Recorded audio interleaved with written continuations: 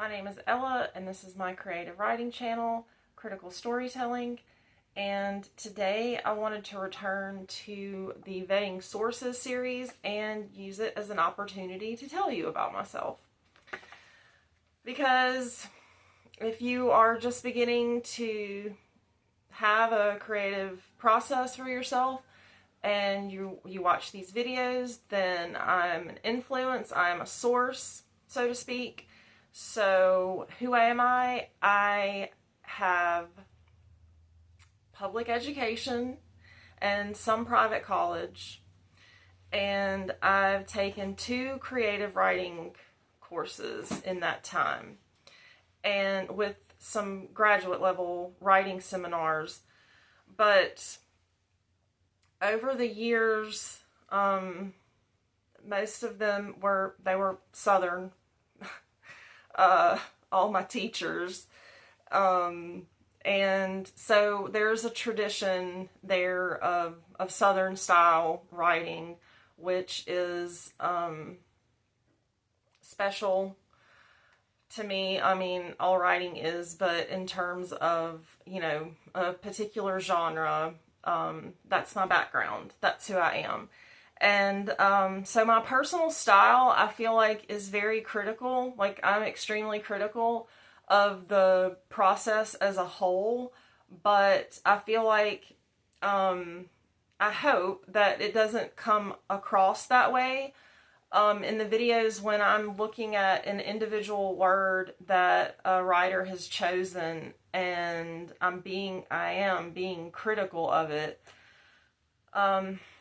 It's from a perspective of like appreciation, and that's the spirit that I believe like a good writer embodies, and so that's what I'm trying to be an example of, that we can take the time to look at something, and if we sit with it long enough, it can just transform us.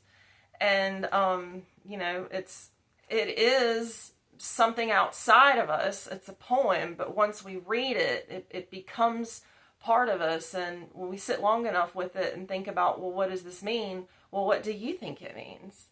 And you can transform yourself and your mindset completely by making a daily practice of that. And then that is the other thing that leads to is a lasting value. So through attention given to the actual text, we sit with it long enough, it transforms us, and from that we have something that lasts. And of course, one of the ongoing themes of the channel is going to be how do we counteract the negativity that comes from being inundated with technology. And a lot of times, it comes off as a way to make your lives easier, save time, save labor.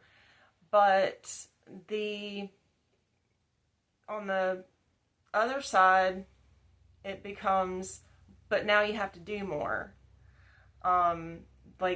The expectation of productivity also increases. So, that's my background, my personal philosophy, but I wanted to say 3 things that I am not.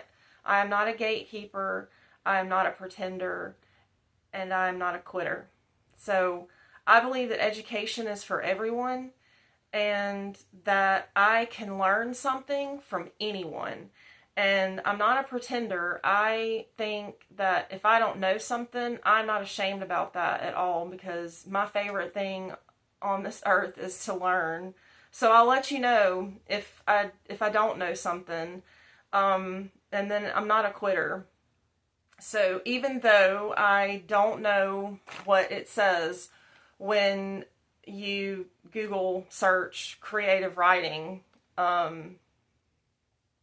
that's because I started this channel with like nothing but myself.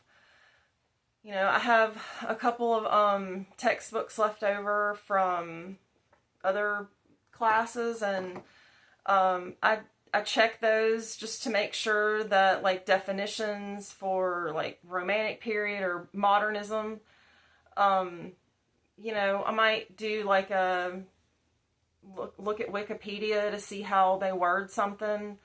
But overall, I have yet to begin using sources to help define anything on this channel. And as a matter of fact, when I use them, and it's part of my process to annotate that for you, and I did in 3 Good Ground Rules for Writing. Check it out. My number one rule for writing, good writing, is don't use AI. And the thing about that is that that study just came out. So more than likely, if you're looking at something that's saying, well, that's not the first rule, that would be an anachronism. That would be because what you're reading was published before the scientific study that I am citing was published. Okay. So, and then the other thing is that, you know, on the other side of that anachronism is that Wordsworth and Coleridge would not have used no AI as their number one rule for writing because it didn't exist then. So what I'm looking at is a new school of thought regarding the creative writing process.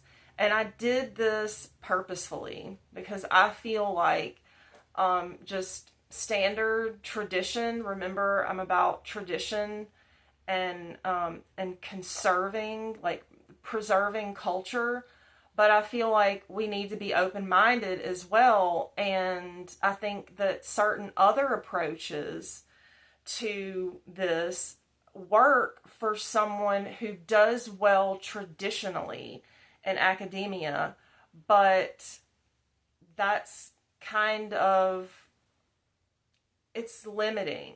You know, I want a process. I want to be able to create a process that you can make, that is your own, but that is also easily accessible.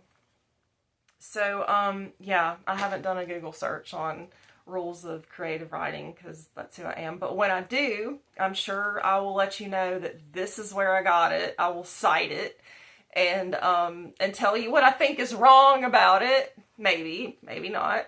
But most definitely I will tell you what is right. And that's like the overall, because, you know, we might need to know, like, well, where are we lacking? And that is very helpful to find out where we need support. But what we're doing right, you know, what is good about writing that we can reproduce, that's where the gold is.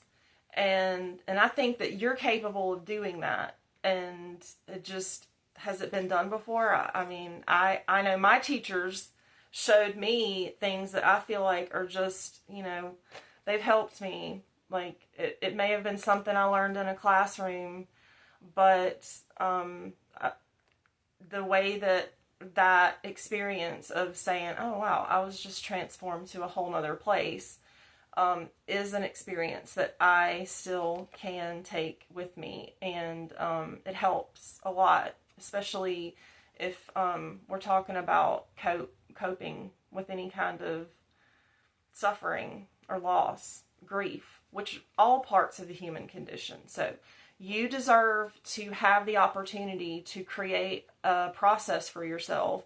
And I just would like the opportunity to maybe show you one way that I think someone who's just starting could begin. Thank you.